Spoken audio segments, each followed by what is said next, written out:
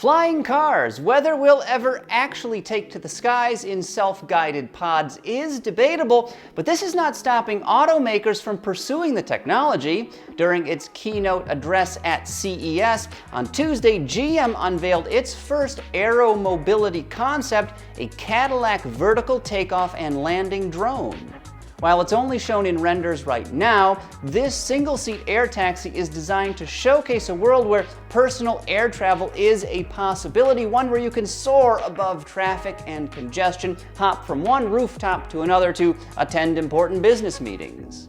This Cadillac concept features a 90 kilowatt-hour battery pack that powers 4 individual rotors, and this arrangement supposedly gives the vehicle a top speed of 90 kilometers per hour, which is about 56 miles per hour. Now, range isn't mentioned, but you're probably going to want to make sure the battery is fully charged before taking off. Naturally, air-to-air and air-to-ground communications are included.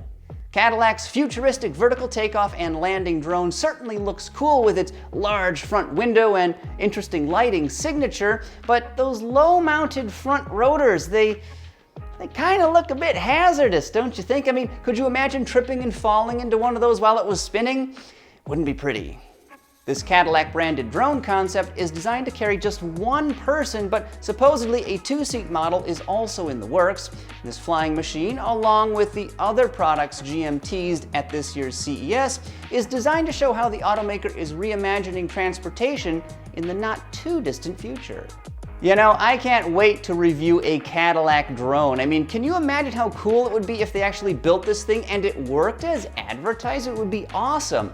I wonder if they're also going to make a Blackwing version. I mean, could you imagine? It would probably have 8 rotors instead of 4.